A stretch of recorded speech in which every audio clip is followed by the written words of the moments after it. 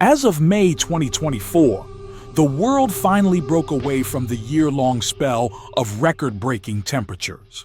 It was caused by the fifth strongest El Niño Southern Oscillation event in recorded history, resulting in widespread droughts, flooding, and other natural disasters across the globe. With El Niño finally subsiding, the focus shifts to the upcoming La Niña event. NOAA's Climate Prediction Center predicts a 71% risk of catastrophic La Niña in the remaining months of the year. But what's truly shocking is the forecast for 2025. In this video, we will take a look at our changing planet and what La Niña will do to Earth in the coming year.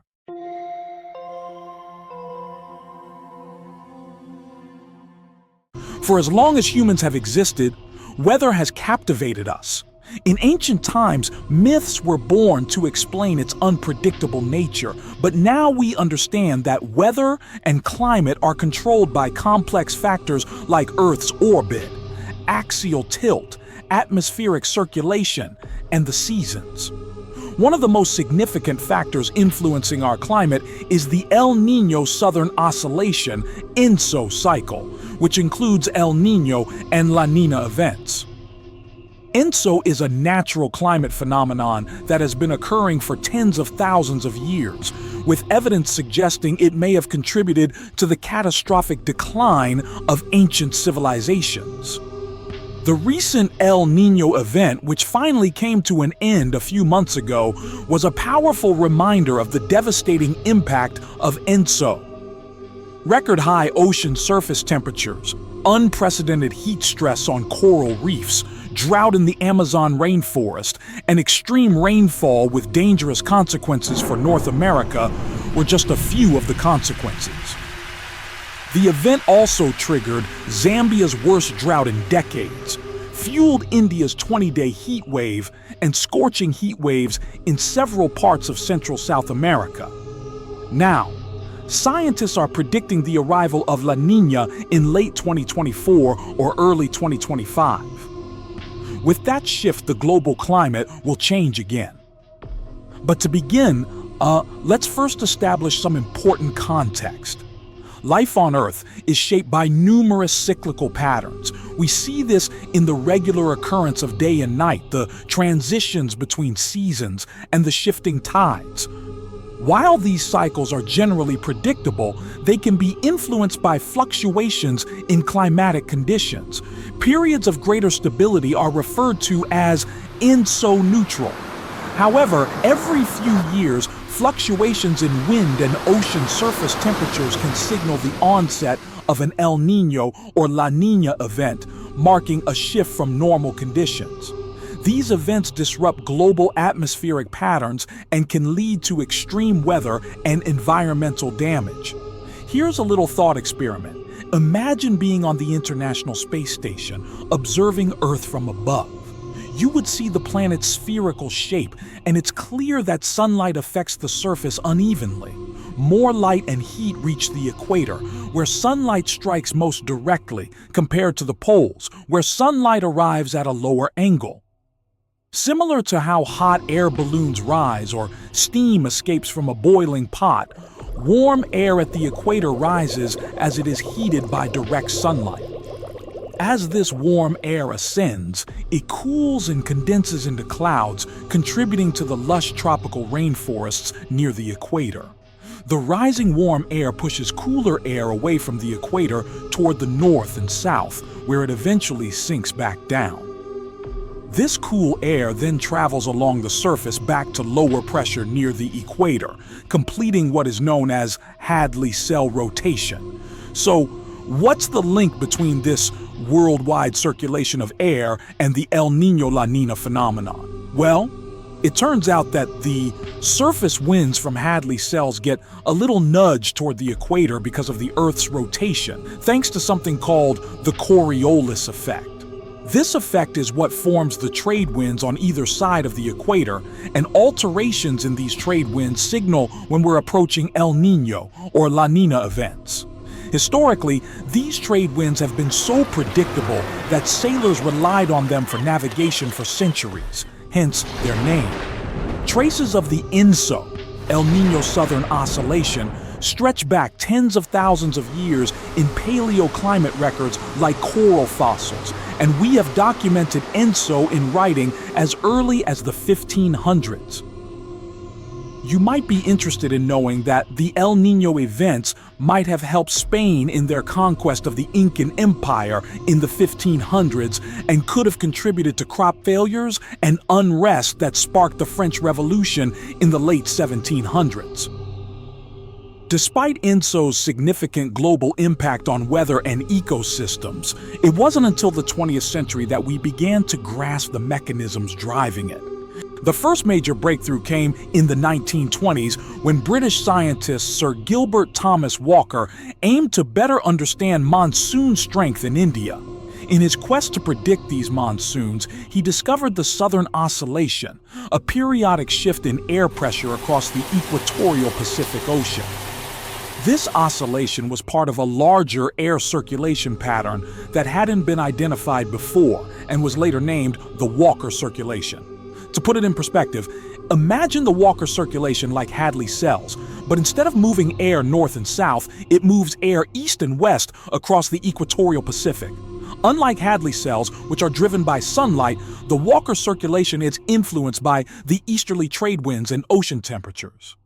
It took another 60 years for scientists to connect the shifts in air pressure over the Pacific with the fluctuating warm and cool water patterns in the region. Together, these form what we now recognize as the El Niño Southern Oscillation, or ENSO. El Niño refers to changes in sea surface temperatures, while the Southern Oscillation relates to simultaneous shifts in air pressure.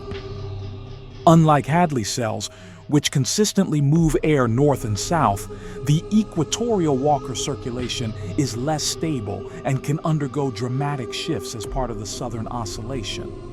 Every few years, the Pacific Ocean surface temperatures and trade winds experience fluctuations, signaling a shift in the Walker Circulation.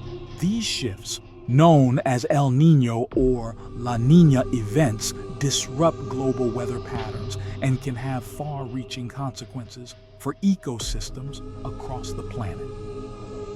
Hey guys, just a moment. Before we continue, be sure to subscribe our channel. Click on the bell. You will help us to make products of ever higher quality. Now, let's dive deeper. What happens to the Earth during catastrophic changes? In neutral ENSO phases, sea surface temperatures and trade winds are basically near-average conditions. These winds sweep across the Pacific, nudging warm surface waters from the coast of South America toward Australia and Asia. As the warm water heads west, colder, deeper waters bubble up to the surface.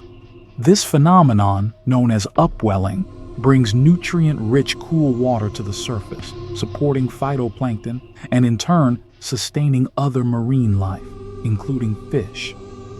When ENSO is neutral, global weather patterns tend to align with normal expectations. This means typical hurricane activity in the Atlantic and average monsoon rainfall in Southeast Asia. The Walker Circulation lifts warm, moist air above Southern Asia, Northern South America, and Central Africa, which explains why these regions house vast, thriving rainforests. The influence of this equatorial airflow is significant, so it's easy to see how even small changes in the system can trigger widespread effects on global climates. How can we tell when El Niño is on the way? What were the effects of the recent El Niño event? The first signs of an El Niño event are weakening trade winds and rising sea surface temperatures in the Pacific, as seen in 2023 and 2024. During El Niño, the massive columns of warm air over rainforests shift, disrupting Asia's monsoon season and leading to droughts and water shortages affecting billions. The last event brought 9 atmospheric rivers to the western U.S., causing transportation chaos, landslides, and floods. Atmospheric rivers are like streams of moisture in the sky, releasing heavy rain upon reaching land. El Niño reverses normal weather patterns, causing droughts in rainy regions and heavy rain in typically dry areas. The 2023 El Niño event caused a ripple effect in global shipping, leading to delays as the Panama Canal struggled with low water levels due to lack of rainfall. El Niño, the warm phase of the ENSO cycle, brings higher than average Pacific sea surface temperatures, disrupting global weather patterns and ecosystems. Coral reefs, for instance, rely on specific sea surface temperatures to thrive, supporting an incredible array of life on Earth. But when temperatures rise, corals expel their algae, leaving them drained of color and vulnerable. The 2023 to 2024 El Niño event was particularly devastating, with a record 99.7% of Atlantic tropical reefs experiencing bleaching level heat stress. The warmer Pacific waters and weaker trade winds also slowed or stopped the upwelling of nutrient-rich water, leading to a dire situation where phytoplankton declines, forcing fish to migrate or perish. This has a ripple effect across the food chain, impacting other animals and coastal communities that rely on fish for nourishment or income. Now, we've looked at what happens during neutral ENSO periods and the devastation of El Niño between 2023 and 2024. Now, what should we expect with La Niña approaching? Although El Niño gets more attention, La Niña is just as powerful. This extreme weather event is characterized by stronger than usual trade winds and cooler than average Pacific sea surface temperatures. Think of La Niña as a turbocharged version of neutral conditions, but with some interesting twists. For most parts of the world, La Niña amplifies the typical neutral conditions, but with some notable exceptions. The columns of rising warm air above South Asia and eastern North America become even more pronounced, while the warm air above Africa does a surprising reversal. Just like El Niño, your experience of La Niña depends on where you are in the world. As of August 2024, the U.S. National Oceanic and Atmospheric Administration is predicting a 66% chance that La Niña will develop between September and November 2024, with a 74% chance it'll continue until winter 2025 to 2026. Current models suggest a 50% chance that this La Niña event will peak at a moderate strength, but don't be surprised if those predictions change from month to month. Here's the thing. A strong El Niño ending in 2024 doesn't necessarily mean the upcoming La Niña will be equally extreme. Sometimes a strong El Niño paves the way for a strong La Niña, but other times it's followed by a weak La Niña. With only 10 instances in recorded history where the ENSO, El Niño Southern Oscillation, has switched from El Niño to La Niña within a year, there just isn't enough data to make any solid predictions. It is important to note that the strength of an ENSO event doesn't always translate to its impact, so scientists are urging us to stay vigilant and prepared for whatever La Niña brings. So, what happens when La Niña takes hold of winter weather across North America? Well, it's a bit of a mixed bag, to be honest. The northern part of the continent can expect a colder and wetter winter, while the southern part is likely to have a warmer and drier winter. Additionally, La Niña increases the likelihood of a more active hurricane season in the Atlantic, with the potential for more and stronger hurricanes. In East Asia and Australia, La Niña typically brings significant rainfall, while in Africa, it can lead to wetter conditions in western areas and drought in eastern regions. But what about Europe? La Niña's impact here is a bit more nuanced. While the connection between the two isn't as clear-cut as we'd like, it's expected to bring lower than average temperatures to Central and Western Europe, with less precipitation across the mainland and more in the north and south. Here's the thing, though. When it comes to La Niña predictions, there's a bigger picture to consider: the impact of global warming on the El Niño Southern Oscillation (ENSO) cycle. While ENSO has been occurring for millennia, it's unclear how climate change will affect this cycle. Despite short-term temperature swings from ENSO, the overall trend of global warming continues to rise. This means we're entering uncharted territory, where severe weather events are likely to escalate. Take a look at recent history, and you'll see that El Niño and La Niña events have become stronger and more frequent, leading to more droughts, floods, heat waves, wildfires, and severe storms. Climate change is likely to amplify the ENSO cycle, but exactly how is unclear. As the planet continues to warm, it's essential to understand the complex and unpredictable nature of ENSO to better prepare for the increasing severity of weather events. Here's where we call it a wrap. What do you think about the coming La Niña? What would you like us to cover in the next video? Feel free to leave your answers in the comments below. If you like this video, then you should check out the one on your screen.